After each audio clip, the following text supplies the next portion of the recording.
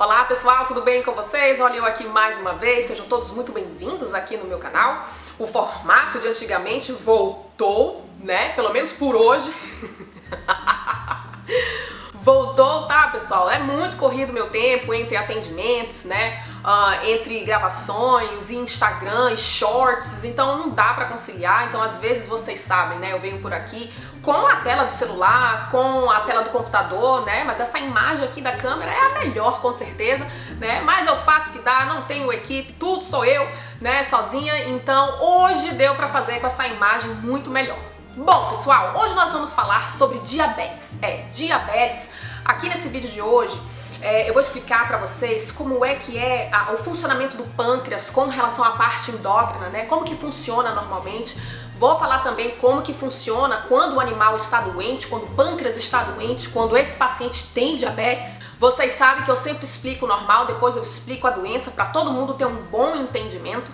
Vou falar sobre as causas, sobre as consequências, os sinais, tá, pessoal? O tratamento, ele é um outro mundo, tá? O tratamento para diabetes é um outro mundo, então vai ser um outro vídeo, mas eu vou dar uma pincelada no tratamento aqui também, as ressalvas no diagnóstico, os cuidados que nós devemos ter e saber para que o tratamento da diabetes, né, seja um tratamento eficaz, o monitoramento seja eficaz, para que esse paciente ele possa aí viver da maneira mais normal possível. Então tudo isso vocês vão saber aqui nesse vídeo de hoje.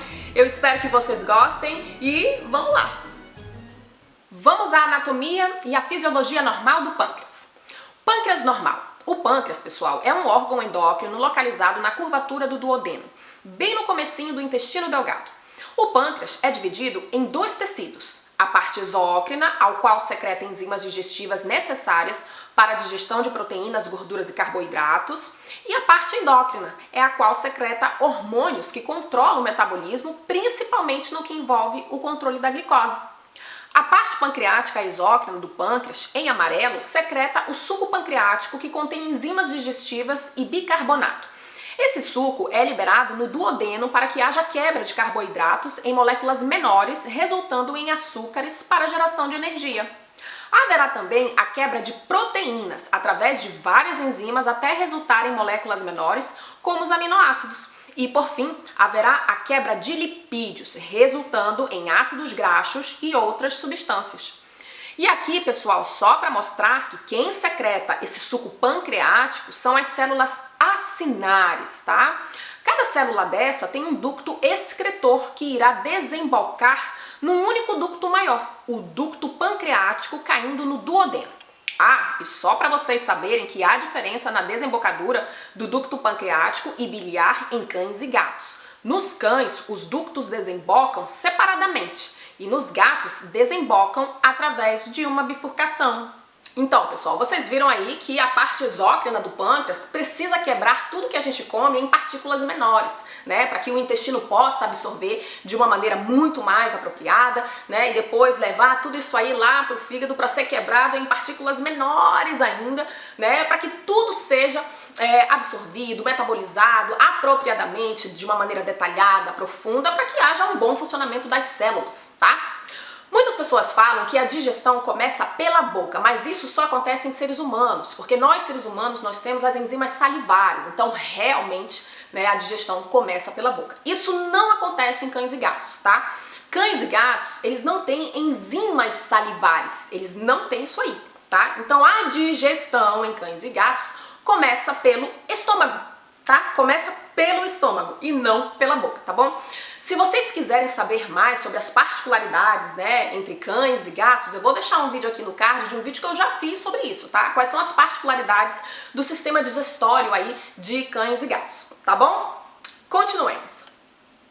A parte endócrina do pâncreas é composta por células de Langerhans. Essas células de Langerhans são divididas em mais 3 células. Células alfa são células que liberam um hormônio chamado glucagon quando os níveis de açúcar do sangue estão baixos. Células beta são células que liberam a famosa insulina quando os níveis de açúcar estão altos. Células delta são células que liberam a somatostatina.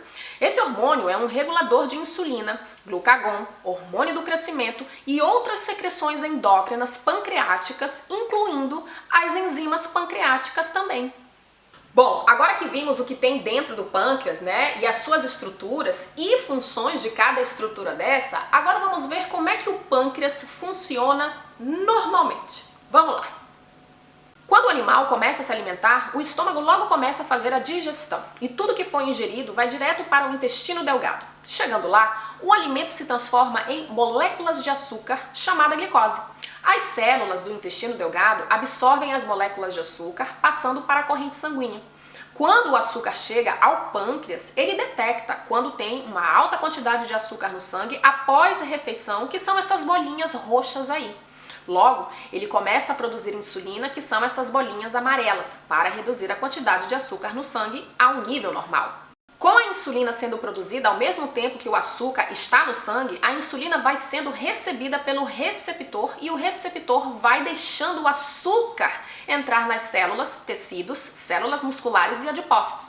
E como isso acontece? Na superfície das células tem receptores de insulina.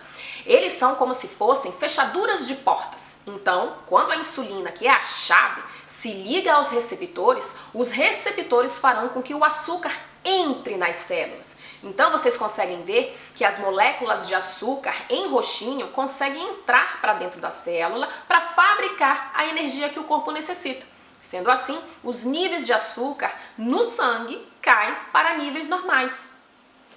Bom, agora vamos à diabetes. Gente, o que é a diabetes? Né? A diabetes, pessoal, é quando os níveis de açúcar estão altos na corrente sanguínea, ou porque o pâncreas não consegue produzir essa insulina de uma maneira eficiente, tá? Ou esse pâncreas não produz nada de insulina, tá? Ele tem aquela incapacidade de produzir insulina, não consegue, tá? Ou tem algum problema ali na ação da insulina, tá? Ou seja, o pâncreas ele tá fabricando insulina normalmente, mas quando a insulina chega lá na célula para permitir o açúcar entrar, essa insulina ela não conecta com os receptores da célula, tá? Para poder esse açúcar entrar. Mas eu vou explicar isso aí de uma maneira mais detalhada. Acompanhe. A diabetes mais comum em cães é quando há uma falha no sistema imune do próprio animal, ao qual as próprias células de defesa atacam o próprio pâncreas. Com isso, ele não consegue produzir nada de insulina ou produz pouco. Então vocês estão vendo que não tem a insulina aí, tá? Não tem as bolinhas amarelinhas. Vocês estão vendo que tem os receptores, ou seja, a fechadura, tem o açúcar para entrar na célula, mas não tem a insulina, ou seja, não tem a chave para abrir a porta. Então, esse açúcar não entra na célula, deixando-a sem energia. Com isso, os níveis de açúcar ficam altos no sangue, causando, por fim, uma hiperglicemia. Bom, pessoal, vocês viram aí que a diabetes em cães é aquela diabetes em que o defeito é na fábrica, tá? É o pâncreas que é defeituoso. Por quê? Porque as próprias células de defesa do cão começam a atacar o próprio pâncreas, tá? Então, o que acontece? Esse animal, quando ele vai comendo, né, aquilo ali que ele vai comendo vai se transformando em açúcar de alguma maneira, tá? Então ele vai comendo, vai comendo, vai comendo, e esse pâncreas que não produz nada de insulina ou produz pouca insulina, a demanda para jogar esse açúcar para dentro da célula é muito pouca. A demanda de insulina é muito pouca. Então é tão pouquinha insulina, né, que quando for para jogar o açúcar para dentro da célula, vai jogar muito pouco. Joga muito pouco ou não joga nada, se esse pâncreas não produzir nada de insulina. E aí o açúcar no sangue do cão começa a ficar muito alto, porque a demanda de insulina é muito pouca para jogar o açúcar para dentro da célula. Ficou claro isso aí, pessoal? Então, vamos agora à diabetes, que é mais frequente em gatos. Acompanhe. Já a diabetes que ocorre mais frequente em gatos, tá? É quando o pâncreas funciona perfeitamente, produz insulina normalmente, tá? Mas o problema é na ação da insulina. Os receptores são resistentes à ação dela, tá? Quando a insulina chega aos receptores, ou seja, quando chega na fechadura da porta, tá? Ela não consegue mais abrir essa porta, ou seja, né, os receptores eles não aceitam mais essa chave, tá? Então vocês conseguem ver que a insulina não consegue se ligar aos receptores. Os receptores estão resistentes, não deixando esse açúcar entrar, que é o que a gente chama de resistência insulínica, causando aí os altos níveis de açúcar no sangue. Então vocês viram aí que na diabetes, né, que é mais frequente ali em gatos, é um problema ali na ação da insulina, tá? O pâncreas ele tá normal, né, ele produz insulina normalmente, de maneira eficiente, mas quando essa insulina ela vai se ligar ao receptor, ou seja, a insulina sendo ali a chave, né, quando ela vai pegar e vai entrar, conectar ali na fechadura da porta, ou seja, no receptor, né? Essa fechadura aqui, ela tá com a forma errada da chave, entendeu? Então tem a chave, né? Só que a fechadura que tá errada. Então eles não conseguem se conectar. Não conseguindo se conectar, tá? Os níveis de açúcar no sangue começam a ficar altos também, tá, pessoal? Porque essa conexão ela precisa existir para que o açúcar seja permitido a entrar na célula e assim gerar energia, tá? E tudo funcionar de uma maneira normal, tá? Então, nesse tipo de diabetes que acontece em gatos, é uma não conexão ali da insulina com os receptores da célula, tá? Que é o que a gente chama de resistência insulínica, tá bom? Agora vamos aos sinais, né, as manifestações clínicas da diabetes. Vamos lá. Geralmente, pessoal, nós vemos aí os 4 P's da diabetes, como poliúria, polidipsia, polifagia e perda de peso. Poliúria. Poliúria, pessoal, é quando o animal ele faz muito xixi, tá? Por quê? Porque o corpo ele tenta se livrar de alguma forma das grandes quantidades de açúcar, tá? Com isso, o corpo sabe que está perdendo bastante líquido, tá? E começa a vir a sensação de sede, tá? Por isso que eles bebem muita água também, tá? Daí a polidipsia, tá? A polifagia é por causa que as células ficam com pouca energia, pois o açúcar que teria que entrar nelas não entra, fica no sangue. E aí o corpo passa a informação de que falta energia, dando muita fome no animal. A perda de peso, tá, pessoal? É perda de peso. Mas como assim, doutora? Perda de peso, né? Se o animal come muito, como é que ele perde peso? Isso não é um paradoxo? É sim, tá, pessoal? É um paradoxo sim. Porém, no caso da diabetes, tá? Pelo fato dele comer muito, não necessariamente ele deveria ganhar peso, pois o uso da energia dele não é mais vindo do açúcar, e sim da gordura e massa muscular. Tá bom? Por isso, eles têm um emagrecimento contínuo, são magrinhos. No entanto, existem pacientes diabéticos que são gordinhos também, tá? 2 e 2 na medicina não é 4, tá bom? E por fim, pessoal, o que a gente vê bastante aí na diabetes, tá? É uma cegueira, né? Cegueira, por quê? As artérias, né, e veias do fundo do olho, elas são muito finas, tá? Até mais finas, né, do que um fio de cabelo. Quando o nível de açúcar fica muito alto na corrente sanguínea por muito tempo, as partículas de açúcar irritam esses vasos e artérias, dificultando a passagem do sangue para os olhos. E aqui eu deixo para vocês o fluxograma dos 4 P's da diabetes que acabei de explicar para vocês. Bom, já que nós vimos aí as manifestações clínicas da diabetes mellitus, eu vou conversar com vocês agora sobre algumas situações e doenças que podem oportunizar o desenvolvimento de diabetes mellitus, tá, pessoal?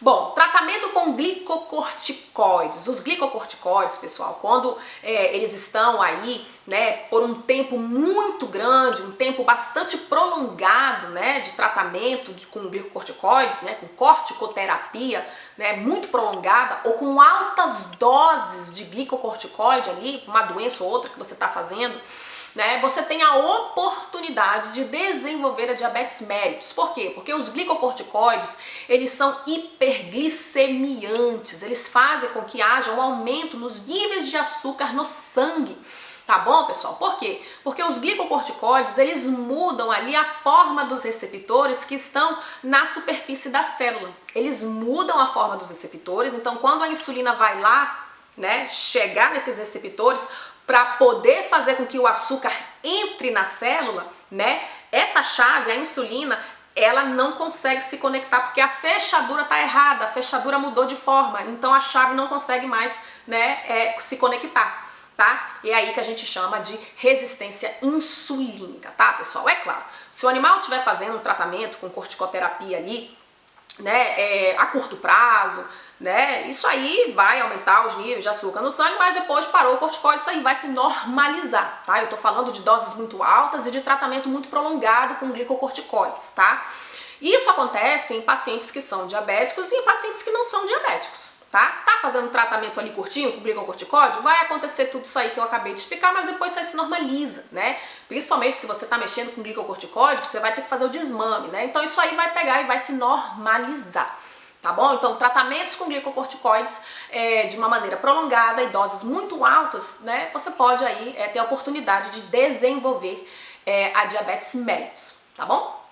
Hiperadrenocorticismo e o hipercortisolismo, tá, pessoal? O que acontece nessa doença? É quando há um tumor ali na glândula adrenal ou na glândula pituitária, tá? Que vai fazer com que haja um aumento muito grande, uma liberação muito grande de cortisol na corrente sanguínea, tá? O cortisol endógeno, o próprio cortisol dentro do corpo do animal vai aumentar ali, né, a sua liberação, os seus níveis de cortisol vão aumentar bastante. E como eu já expliquei para vocês, o cortisol, gente, exógeno, que vem de fora para dentro, ou o próprio cortisol de dentro do corpo do animal, o endógeno, né, se for produzido de uma maneira muito exagerada, muito exacerbada, né, ele vai fazer com que haja ali o aumento nos níveis de açúcar no sangue. Lembra que eu falei para vocês que os corticoides, eles são hiperglicemiantes? Então, o cortisol exógeno ou endógeno, né, se tiver muito alto na corrente sanguínea, esses níveis de açúcar vão aumentar porque eles são hiperglicemiantes, tá bom, pessoal?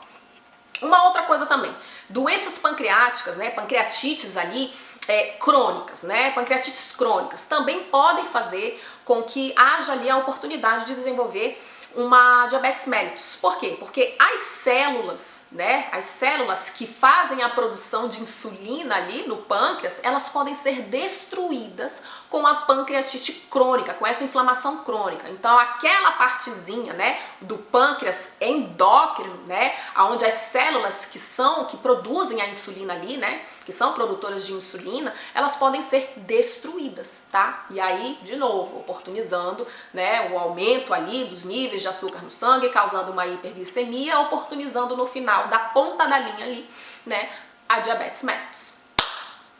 Hipotiroidismo, pessoal, vamos lá.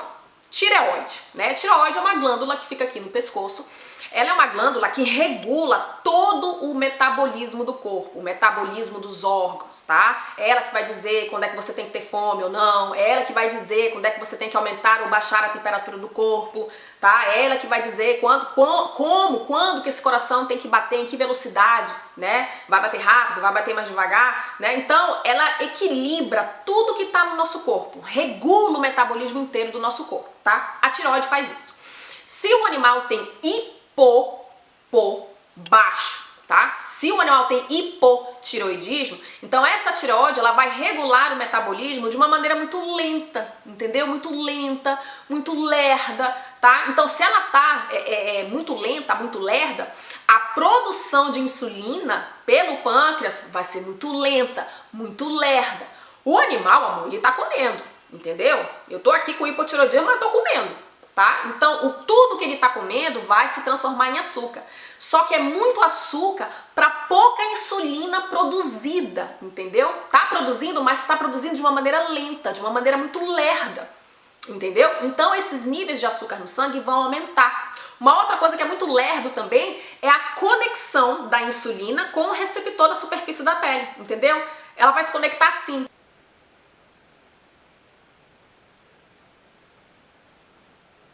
Gente, o açúcar tá entrando porque o animal tá comendo, entendeu? Então, se a produção é lenta e a conexão é lerda, também, então esses níveis de açúcar no sangue vão aumentar também, oportunizando, né, ali o desenvolvimento de diabetes mellitus também.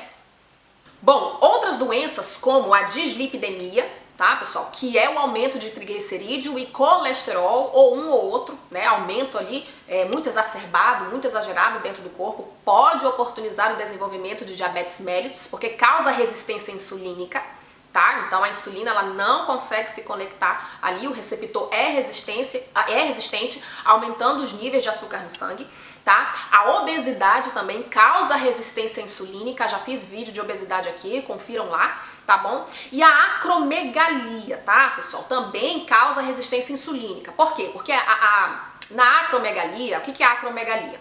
É um aumento muito exagerado do GH, do hormônio do crescimento, tá? Então, quando esse hormônio do crescimento ele tá muito exagerado dentro do corpo do animal, tá? Haverá uma má formação ali nos receptores, causando a resistência insulínica, ou seja, não haverá conexão, tá? Estudos também, eles revelam que pode haver até uma conexão, mas essa conexão, ela é anômala, ela é anômala, tá? Ou a diminuição desses receptores ali na superfície da célula. Então, tudo isso aqui, pessoal, faz com que haja um aumento dos níveis de açúcar no sangue, tá? A dislipidemia, a obesidade e a acromegalia, tá bom, pessoal? Vamos às consequências, pessoal. Catarata. Acredita-se que a patogênese da catarata está relacionada com a alteração da osmolaridade das lentes, induzindo um acúmulo de sorbitol e galactiol produzidos por meio da redução de glicose e galactose pela enzima aldose redutase. Tá? O sorbitol e o galactiol são potentes agentes hidrofílicos e causam um influxo de água nas lentes, levando a um inchaço e ruptura das fibras e o desenvolvimento de catarata, tá? Cistite bacteriana, tá, pessoal? Pacientes diabéticos, eles ficam muito mais suscetíveis a ter infecções bacterianas pelo fato da imunidade deles serem muito baixa, comprometida já. Tá? E as bactérias gostam de açúcar, tá, pessoal? Então, o paciente diabético, né, é um banquete aí, né, para infecções urinárias, tá bom? Essas infecções, elas podem ser recorrentes também, tá? Insuficiência renal crônica, uma outra consequência aí da diabetes mellitus, tá? Caso a diabetes desse paciente não esteja controlada, as moléculas de açúcar vão começar a lesionar os glomérulos e vasos sanguíneos, tá, pessoal? Dos rins, tá bom? Fazendo com que a chegada de sangue aos rins fique comprometida. Sendo assim, a filtragem do lixo tóxico do sangue é ineficaz, causando aí outros problemas, tá? No paciente diabético, tá bom? Uma outra consequência é a cetoacidose diabética, tá? É quando as células não conseguem mais usar o açúcar para gerar energia dentro delas. Logo, a gordura começa a se decompor, produzindo cetonas para serem usadas como fonte de energia dentro das células. Esse é um mecanismo de emergência que o corpo encontrou das células terem energia quando falta açúcar, tá? Com isso, o sangue fica muito ácido, por isso a cetoacidose metabólica, tá bom? Diabetes neuropática periférica em gatos, tá, pessoal? Caso não haja o tratamento e controle da diabetes, a hiperglicemia crônica faz com que ocorra a atrofia axonal de fibras mielinizadas e não mielinizadas, tá? Haverá aí uma desmielinização, tá bom, dos neurônios e o acúmulo intraaxonal de glicogênio. Os mecanismos das lesões não são totalmente elucidados, tá? Mas o que vemos na diabetes neuropática periférica dos gatos são sinais como postura plantígrada, ou seja, vocês veem aqui que o jarrete, né, ele tá todo ali encostado no chão, né? O gato, ele anda com a ponta, né, dos dedos, né? Então vocês estão vendo ali que o pé dele todo, a pata todo, o plantar todo dele tá encostado no chão, tá? Associado também aí, né, com reflexos patelares deprimidos, fraqueza dos membros posteriores, fracas reações posturais, né, além da dificuldade de saltar. E por fim, pessoal, não é uma doença, não é uma consequência, mas é um alerta, tá? É um alerta. As cadelas que não são castradas, que são inteiras, tá? e estão ali na fase do ciclo estral do diestro, tá? O que é a fase, né, do ciclo estral, né, a fase do diestro? É quando a progesterona ela tá muito alta na corrente sanguínea da cadela e da gata, tá? Essa progesterona, pessoal, ela vai fazer com que essa insulina, né, trabalhe de uma maneira oposta. O que a insulina faz normalmente? Ela se conecta, né, ao receptor para poder deixar o açúcar passar para dentro da célula, né, do sangue para dentro da célula. Esse é o normal da função da insulina. Então, quando a cadela tá na fase, a cadela e a gata tá na fase do diestro, né, a progesterona tá muito alta ali, né, no corpo da cadela e da gata, essa insulina, ela não vai fazer o trabalho que ela tem que fazer, ou seja, ela não vai se conectar ao receptor, ela não se conecta. Sendo assim, os níveis de açúcar no sangue vão aumentar. Depois que ela passa dessa fase do diestro, tá? Depois que ela passa dessa fase do diestro, aí sim, os níveis de açúcar no sangue, elas vão se normalizar, porque a progesterona já baixou. Então, muito cuidado, pessoal, quando vocês fizerem ali, né, a documentação hiperglicêmica, né, apenas uma vez vocês já derem aí o diagnóstico de diabetes mellitus. Não, tá? Esse açúcar só tá alto porque essa cadela tá na fase do ciclo estral, né, na fase do diestro. É só por isso, ela não é diabética. Tá? Então, muito cuidado. Então, por isso que eu tô falando, isso aqui não é uma situação, isso aqui não é uma doença, não é uma consequência, é uma situação em que o açúcar no sangue vai ficar aumentado, porque ela tá numa fase ali do diestro, né, fazendo com que haja uma resistência insulínica, tá? Ela não tem diabetes, ela só tá no diestro, tá bom? Bem, agora vamos ao diagnóstico da diabetes, pessoal. Vocês viram que a diabetes, ela tem vários penduricalhos, né? São vários penduricalhos, são várias ressalvas, são vários alertinhas que a gente precisa, né, tá ali com as red flags na nossa cabeça, né? Não é um assunto simples, é um assunto muito complexo, tá? Tem vários branches aí, tem vários galhos, ramos, né? Vai se desaguando em vários rios. O diagnóstico clínico, eu posso fechar o diabetes mellitus apenas no diagnóstico clínico, apenas nos 4 P's da diabetes? Não, pessoal. Até porque existem outras doenças, né, que tem poliúria, polidipsia, perda de peso, polifagia, tem outras doenças que têm a mesma coisa, tá? Então, os 4 P's, né, as manifestações clínicas, ela vai me nortear, só isso, tá? Ela vai me nortear, tá? Se você vê que o animal tem diabetes, então procure a causa, né, ou situações, né, que pode oportunizar o desenvolvimento de diabetes, tá? Porque não adianta nada você tratar a diabetes e o animal tem hiperadrenocorticismo. Não vai adiantar nada.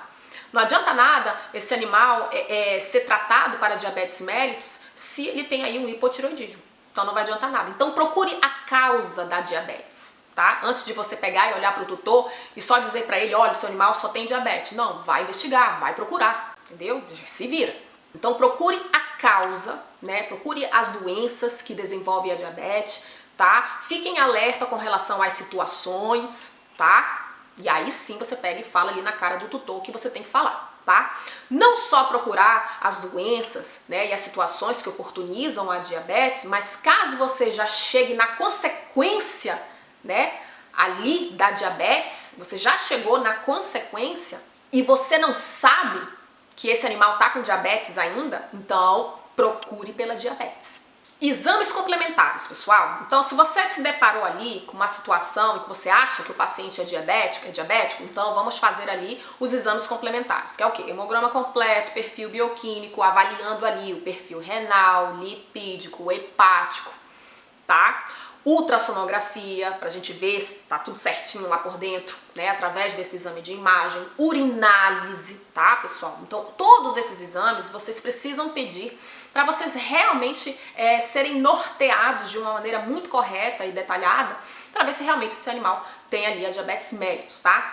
Mas, além de todos esses exames, que são muito importantes, a cereja do bolo para você pegar e, cara, eu acho que esse animal tem diabetes. Entendeu? Você tá lá, eu acho que ele tem diabetes. O que você vai fazer? Você vai fazer a documentação hiperglicêmica desse animal, ou seja, você vai mensurar a glicose dele antes de comer, depois de comer, né, durante alguns dias. Então, isso é a documentação hiperglicêmica.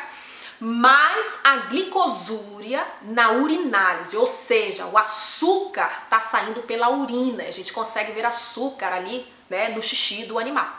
Se a gente vê essas duas coisas aí, né, de maneira crescente, persistente, poxa, isso aqui não tá indo embora, então a gente já, caraca, eu tenho mais certeza ainda, né, que esse animal tem diabetes. Certeza absoluta que ele tem diabetes mellitus. Atenção! Nem todo o açúcar no xixi é um stamp, tá? Nem todo o açúcar no xixi, nem toda a glicosúria, né, é uma batida de martelinho confirmando diabetes. Norteia muito, mas confirmar diabetes nem sempre, não necessariamente, tá? Até porque, pessoal, se esse animal tiver apenas uma insuficiência renal crônica, esse açúcar vai passar. Esse animal vai ter glicosúria. E nem diabético ele é.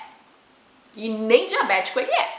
Tá? Então, glicosúria, açúcar no xixi, não é batida de martelinho dizendo que o animal tem real e oficial diabetes mellitus. Norteia muito, mas ainda não confirma, ainda mais se você não investigou outras causas. Tá? Insuficiência renal pode fazer a mesma coisa, porque o glomérulo está defeituoso, não está filtrando, não está reabsorvendo, tudo está passando, então o açúcar vai passar nesse xixi num paciente que tem insuficiência renal crônica, mesmo ele não sendo diabético. Atenção, uma outra coisa também que pode fazer com que esse animal tenha glicosúria, né, o açúcar ali no xixi, é uma coleta de sangue estressante, tá? Ainda mais gato. Né? Então, se o paciente ali está tendo uma coleta de sangue estressante, o que vai acontecer? Haverá liberação de cortisol. O que eu já falei aqui para vocês? O cortisol, pessoal, ele é hiperglicemiante. O açúcar vai aumentar na corrente sanguínea ali na hora da coleta, porque o gato, o cachorro está estressado.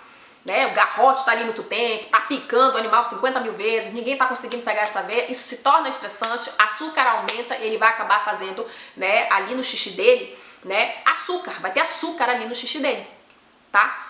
Ele é diabético? Não, ele só teve uma coleta estressante.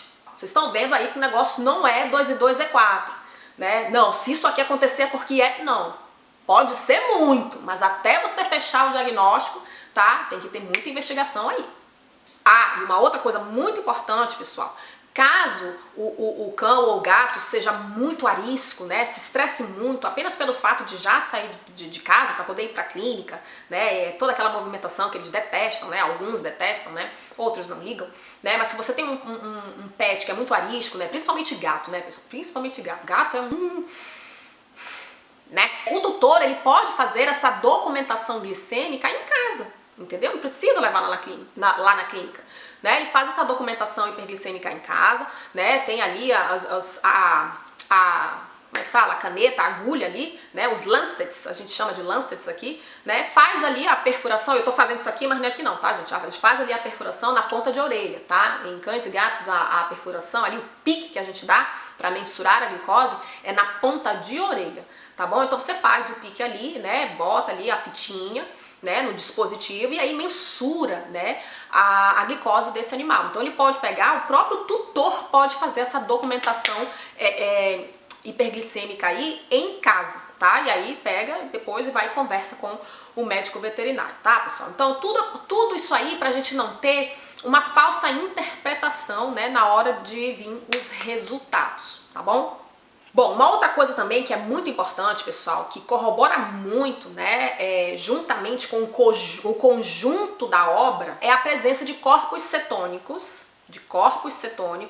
na urinálise, tá? Na urina, a presença de corpos cetônicos, uma cetonúria. Se a gente vê isso aí, né, e esses corpos cetônicos for de uma maneira muito exacerbada, alta ali, né, muitos corpos cetônicos na urinálise, a gente já fica ali, cara, diabético. Vou repetir, juntamente com o conjunto da obra, tá? Aí sim, cara, esse animal tem diabetes. Ele tem diabetes. O que são corpos cetônicos, pessoal? Lembra que eu falei pra vocês ali mais anteriormente no vídeo que o paciente diabético chega no momento, né, que como ele não tem açúcar mais para gerar energia, né, que a energia vem do açúcar, como ele não tem esse açúcar, porque ele é diabético, né, o corpo ele acaba aqui por pegar gordura para gerar energia. Né? Lembra que eu falei para vocês? É um mecanismo de emergência que o corpo encontra ali, né, na falta de açúcar. Então ele vai pegar gordura para formar energia. Só que quando há essa quebra de gordura para formar energia, né, haverá ali a produção de corpos cetônicos, tá, pessoal? E isso aí acidifica muito o pH sanguíneo. É por isso que pacientes que têm diabetes precisam fazer o exame de hemogasometria para ver se ele não está fazendo uma cetoacidose diabética, né? Uma cetoacidose metabólica, né? Fazendo com que o pH do sangue fique muito ácido, né? E vai ter todos os sinais e sintomas ali de um paciente que tem cetoacidose metabólica. Tá? Começa a respirar de uma maneira muito rápida, ofegante, o coração começa a bater mais rápido, né? É o O. Então, se a gente vê corpos cetônicos na urina, né, juntamente com o conjunto da obra, a gente corrobora ali, né, quase que 100%, né, a diabetes mellitus. Agora, se vier corpos cetônicos isoladamente, animal não tem sinal, sintoma, não tem nada que corrobore, que confirme a diabetes, é uma cetonúria ali isolada, tá? Então, isso não é batida de martelinho para diabetes, tá, pessoal? Vocês estão vendo aqui que nada é batida de martelinho, tá? É o conjunto da obra que vai bater o martelo. Não é só um exame isolado que fez ontem, daqui a 2 meses fez outro. Não, tá? É uma documentação contínua que vai me dizer se esse animal tem diabetes ou não, tá? Mas vocês entenderam aí a parte da cetonúria, né? Do corpos cetônicos presentes na urina, né? Entendeu? Ficou claro? O tratamento, pessoal, de diabetes é muito complexo também, tá? A diabetes em si ela é complexa, então é claro que o seu tratamento vai ser complexo também. Então vocês estão vendo que a diabetes, pessoal, o tratamento delas tem vários penduricalhos também, tá? Então não tem como eu chegar aqui e dizer, olha, é diabetes, faz o quê? Faz isso, que com certeza vai estar maneiro, vai estar ótimo.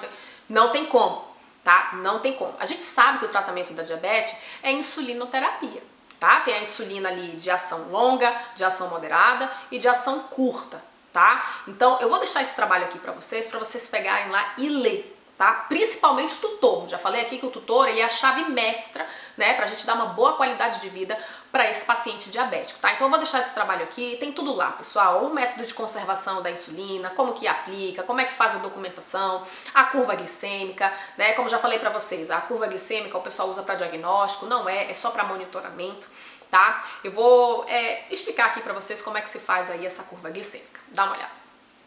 A curva glicêmica serve para monitoramento, como eu já havia falado. Pode ser realizada a cada 1 ou 2 horas durante um período total de 12 ou 24 horas em domicílio, preferencialmente, já que o estresse pode influenciar os resultados, elevando falsamente os valores glicêmicos.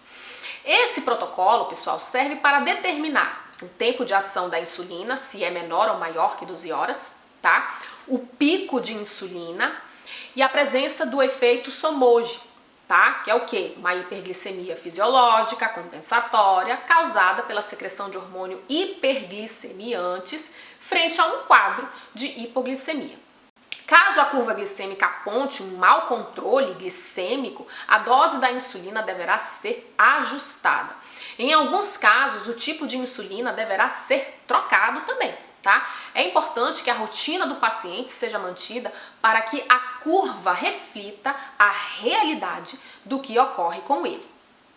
E por fim, pessoal, os exercícios. Os exercícios, eles são importantíssimos para o paciente que tem diabetes, tá? Não só a insulinoterapia, né, o monitoramento ali, né, fazendo a curva glicêmica do paciente, mas também o exercício é muito importante, é imprescindível, até para a gente diminuir essa quantidade de açúcar, né, que vem da alimentação do animal, tá? Então, os exercícios, eles são importantes para que haja, né, o gasto, né, desse açúcar aí, tá? Então, os animais que têm diabetes, eles precisam fazer exercícios, tá? E eu, como nutricionista, né, logicamente que a alimentação natural é o ideal, tá, pessoal? Porque ali vai estar tudo calculado, balanceado, tá? A gente diminui ali a quantidade de carboidrato, coloca mais um pouco de proteína, né? Depende também se esse animal não tem uma outra comorbidade juntamente com a diabetes, né? Ele tendo ou não, a gente consegue calcular e equilibrar tudo isso aí para que não haja danos ali no órgão A, no órgão B, né? E colocar as coisas ali em perfeito equilíbrio, tá? Então a alimentação natural é o ideal. Todo mundo pode fazer o ideal? Não. Então se você tiver aí um paciente, né, ou um pet que seja diabético e você tá fazendo o uso de ração, né, específica para diabéticos, tá? Não se sintam mal, não se sintam culpados. Ai, meu Deus, eu queria fazer tanto melhor, mas eu não posso. Nem todo mundo pode fazer alimentação natural, né? É muito trabalhoso, tem que ter muita disponibilidade de tempo, paciência, né? E o financeiro também conta muito, né, pessoal? Então, eu acho que eu vou ficando por aqui. A voz já tá sumindo, né? Eu tô aqui a tarde inteira gravando esse vídeo aqui pra vocês. Eu espero que vocês tenham gostado. O tratamento de uma maneira mais profunda e detalhada, isso eu vou deixar para um outro vídeo, porque, como eu falei pra vocês, tem vários branches, vários rios aí, né? Vários pendurucalhos também no tratamento, né? Que não dá pra falar só nesse vídeo. Esse vídeo já tá gigante, tá? Mas virá sim um vídeo falando especificamente do tratamento de diabetes mellitus para cães e gatos. Tá bom, pessoal? Então eu fico por aqui. Um beijo carinhoso pra vocês e a gente se vê na próxima, tá bom?